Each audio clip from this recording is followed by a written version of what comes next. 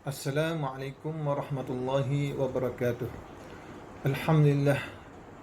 Alhamdulillah alladhi hamdan yuwafi ni'amahu wa yukafi mazidah. Ya Rabbana lakal hamdu kama yanbaghi li jalali wajhika wa 'azimi sultanik.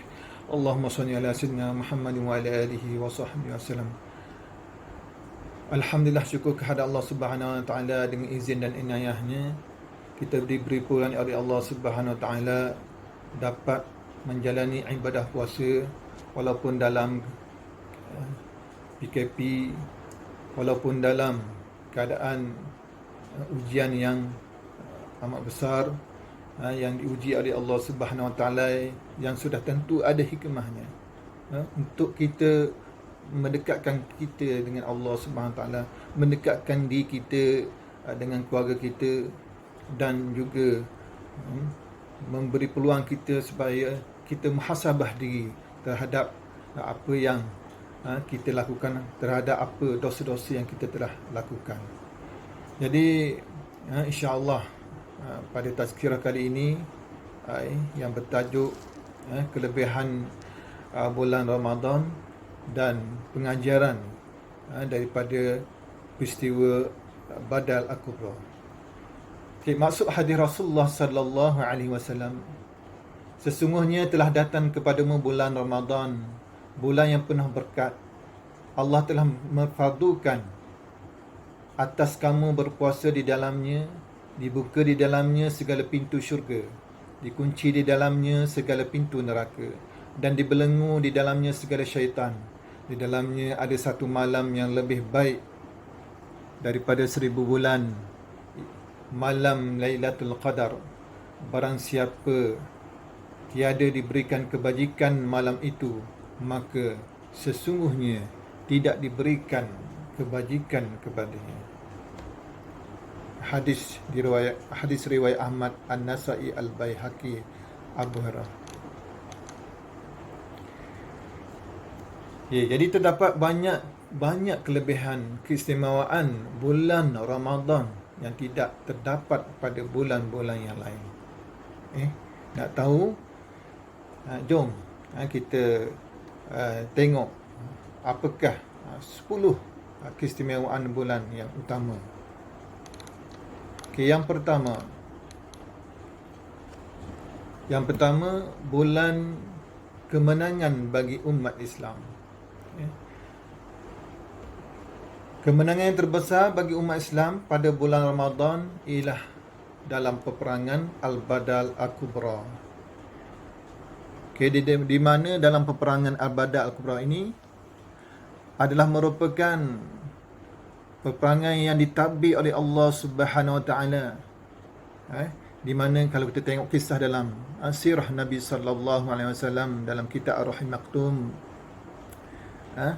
pada asalnya Rasulullah sallallahu alaihi wasallam merampas kafilah Abi Sufyan yang syarat dengan barang dagangan. Tetapi dengan takdir Allah Subhanahu Wa Taala, kafilah Abu Sufyan ini telah mendapat berita bahawa Rasulullah sallallahu alaihi wasallam ingin merampas barang dagangan tersebut, dan Abu Sufyan dapat melarikan diri balik ke Mekah. Jadi apa yang berlaku itu adalah tadbir Allah Subhanahu Wa Taala yang ada hikmahnya. Dan berlaku pada 17 Ramadan, peperangan Badar, yang merupakan pertembungan antara hak dan batil, yang disebut dalam Al-Quran dalam surah Anfal, Al-Furqan, di mana akhirnya dengan peristiwa ini kemenangan Islam ke atas kekufuran dan syirik. Apa yang kita boleh ambil pengajaran daripada kisah ni, peperangan ini? Yang pertama sekali, kita lihat bagaimana perjuangan pengorbanan Rasulullah sallallahu alaihi wasallam dan para sahabat dalam menegakkan Islam, dalam menegakkan syariat Allah Subhanahu wa taala. Di mana Rasulullah sallallahu alaihi wasallam sebelum berlaku peperangan Badar ini, fasa di Mekah. Fasa di Mekah, Rasulullah sallallahu alaihi wasallam mentarbiyah para sahabat dengan menanam akidah, menanam keyakinan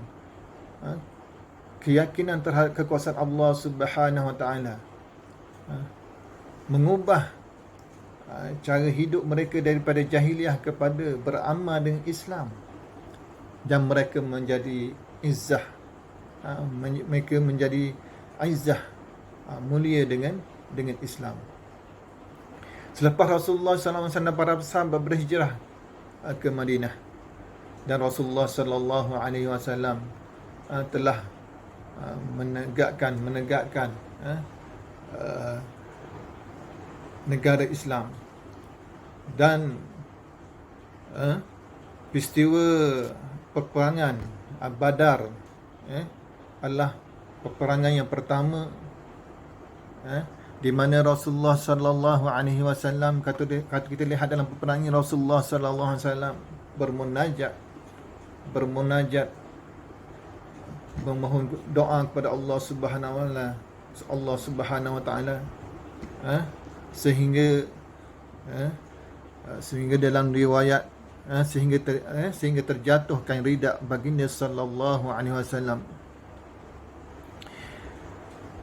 Dan kita lihat para sahabat telah menunjukkan kesiapsiagaan, persediaan yang rapi, persediaan dari segi mental, iman, fizikal, sebagai asbab untuk menegakkan syariat Allah Subhanahu wa taala dia.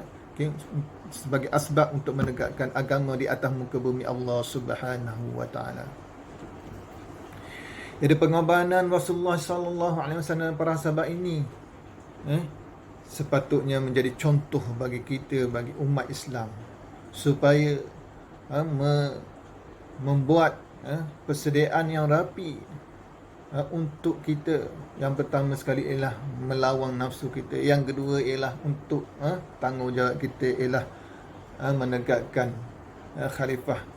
Kita sebagai umat Islam kita sebagai khalifah di atas muka bumi Allah Subhanahu taala, tanggungjawab kita ialah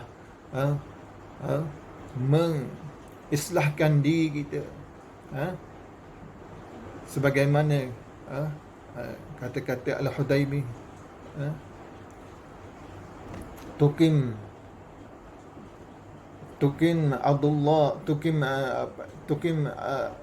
hendaklah, maksudnya ialah tegakkan agama Allah dalam diri kamu, kemudian kamu hendaklah tegakkan syariat Allah Subhanahu taala, itu agama Allah di atas muka bumi.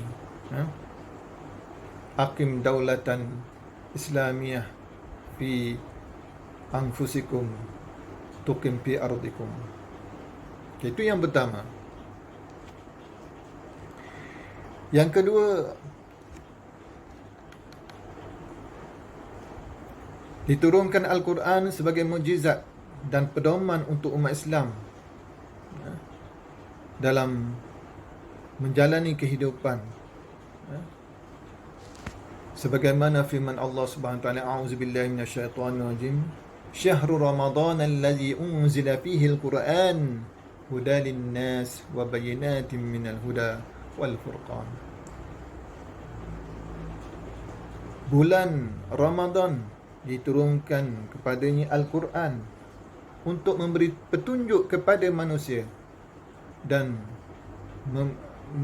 Al-Quran itu mengandungi keterangan-keterangan yang nyata.